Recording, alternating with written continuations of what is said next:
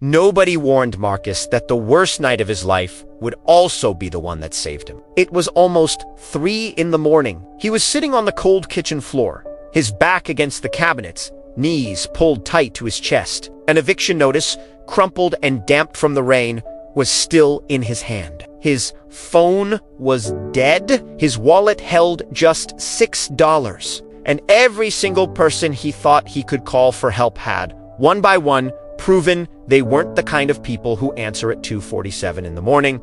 He was completely and utterly alone, or so he thought. That's when Bear came. His old golden retriever, 14 years old, with a gray muzzle and slow, stiff, joint spatted silently from the bedroom. He didn't bark. He didn't spin around with excitement like he used to when Marcus got home from work. He just walked straight to him, sat down, and stared right into his face. And then, as Marcus looked into those warm, amber eyes, something extraordinary happened.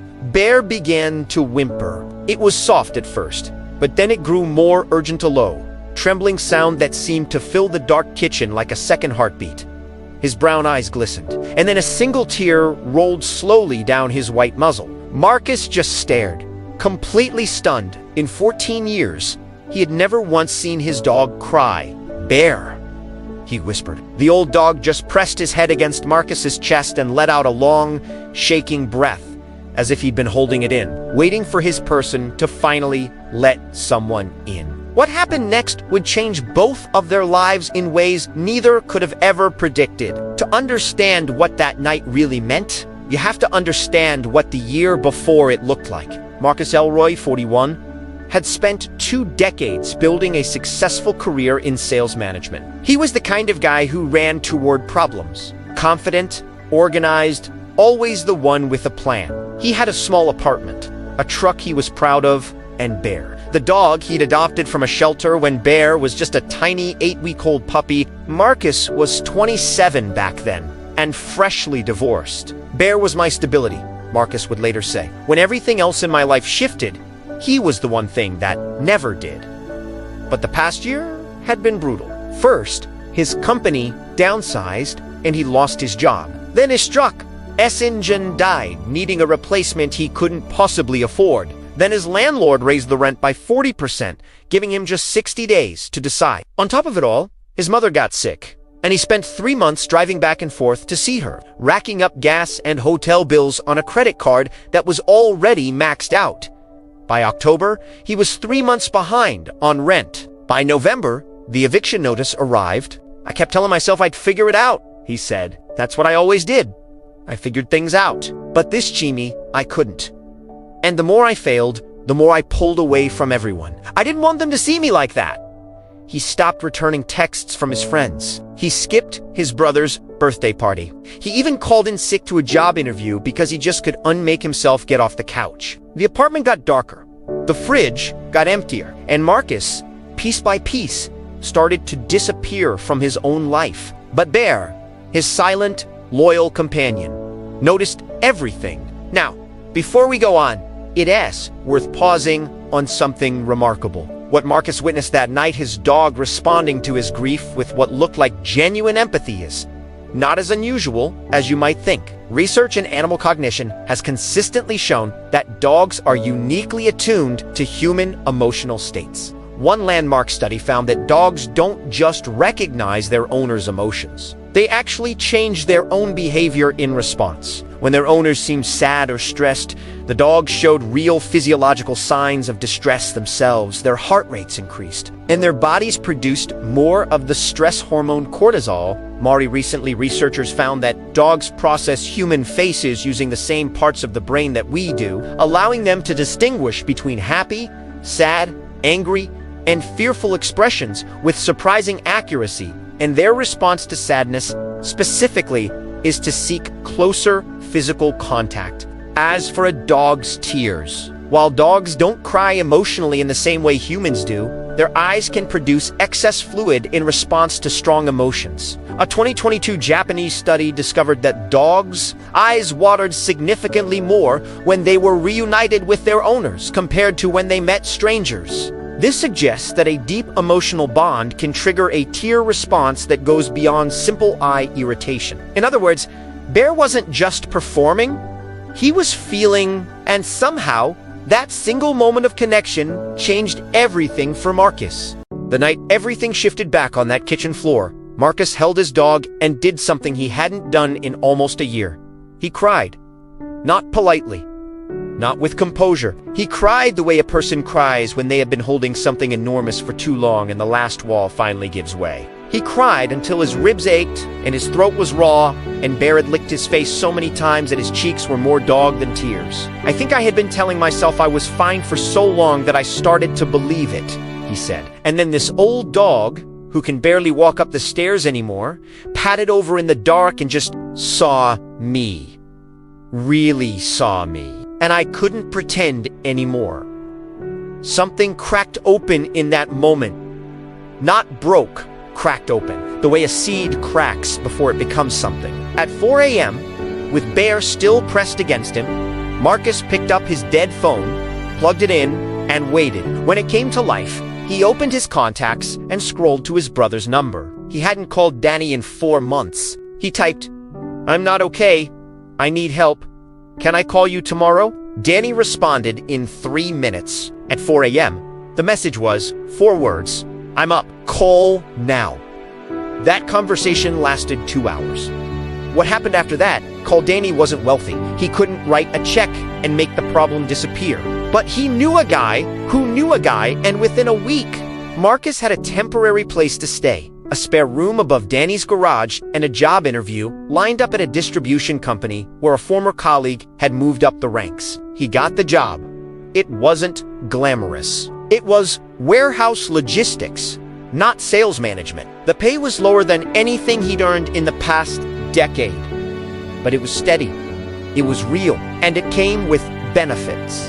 Bear moved into the garage room with him. There was a small yard. Bear, apparently, approved. He started sleeping better almost immediately, Marcus said. I think he'd been stressed too. Dogs absorb everything. I didn't realize how much of my anxiety he'd been carrying. Over the next 6 months, Marcus paid off the credit card debt in chunks. He started seeing a therapist, something Danny had made him promise. He reconnected with friends he'd ghosted awkwardly, 1 coffee or phone call at a time. Not all of them came back. Enough did.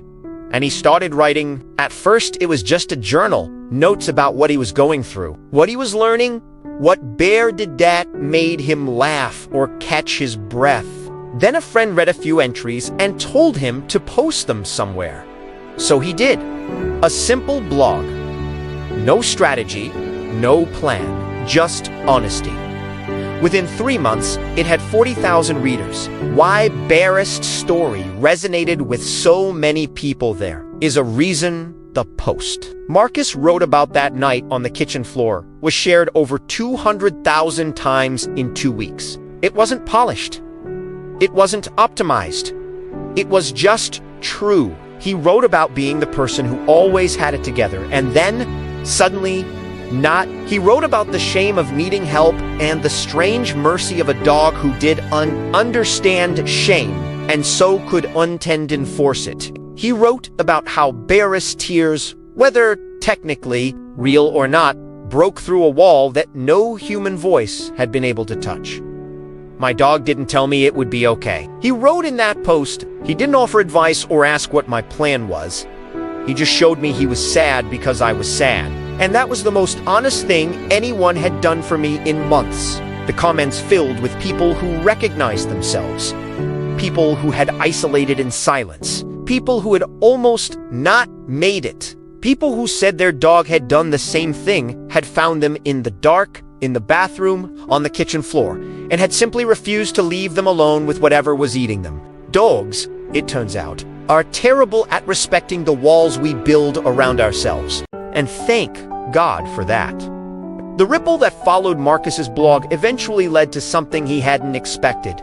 A community. People reached out asking if he'd ever consider speaking at workplaces, at mental health events, at veterans groups. He said yes, nervously. then less nervously, then with something that started to feel like purpose. He started advocating specifically for the mental health benefits of animal companionship, partnering with a local shelter to create a program where people in recovery from depression or addiction could volunteer with dogs awaiting adoption. The connection, both sides of it, was transformative. The dogs got socialization and affection.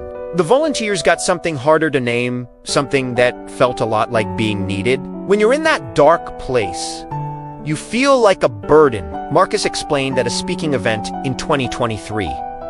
You feel like the world would run just fine, maybe better, without you in it. But a dog needs you. Specifically you. They don't care about your failures. They don't read your bank account. They just need you to show up and fill their bowl and come home. And sometimes that's enough to get you through a day. And then another day, and eventually something changes. Bear, now 15 and increasingly creaky, has become something of a local celebrity. He attends some of the shelter events, moving slowly and receiving adoration from strangers with the quiet dignity of someone who has long since accepted that he is beloved. He does not seem particularly surprised by any of this. What this story is really about, it would be easy to make this a story about dogs, about how incredible they are, how deeply they feel, how lucky we are to share our lives with them, and it is that. But it is also something else. It's a story about the wall that people build when life starts going wrong and the fear of being seen as failing becomes greater than the need for help. That wall is extraordinarily common and extraordinarily dangerous. It is built quietly, brick by brick, and it looks from the outside like stoicism and from the inside like a prison. Most of us need something to break through it. A crisis, a conversation, a moment of unexpected grace. Marcus's moment arrived at 2:47 in the morning, on a cold kitchen floor, in the form of a grimy-old old dog who could unfix anything but refused to leave him alone with it. I think about that night a lot, Marcus said recently. And what I keep coming back to is this. I was trying so hard not to be a burden that I became invisible to myself. And Bear had no concept of burden. He just had me, and he wasn't going to let me disappear. He paused. I owe that dog everything. And I try to be, for other people, what he was for me. Someone who shows up. Someone who doesn't ask if you're okay and then walk away when you say you are. Someone who just stays. A quiet invitation, if you've read this far. Maybe something in this story found something in you. Maybe you recognized the kitchen floor. Maybe you recognized the wall. Maybe you know someone, a friend, a sibling, a neighbor who has been very quiet lately who might be behind one. You don't have to fix anything. You don't need a plan or the right words. Sometimes the most powerful thing you can do is exactly what Bear did. Show up, stay close, and let them know, without conditions, that they are not alone. Humans are remarkable at many things, but dogs have us beat in one area entirely. They never let pride get in the way of love. Maybe we could learn something from that. This story matters, and so does yours. If it moved you, share it with someone who needs it. If you or someone you know is struggling, reach out. And if you have a dog who has shown up for you in the dark, go give them a hug right now. They've earned it. Epilogue. Bear, March 2024. As of this writing, Bear is 15 and a half years old. He sleeps most of the day now and has trouble with stairs. His eyes are cloudy. His muzzle is entirely white. He still checks on Marcus every morning, pads into the kitchen while the coffee is brewing, leans against his leg for a moment, then goes back to his bed. Marcus always puts a hand on his head before he goes. Some things don't need words. Some things never did.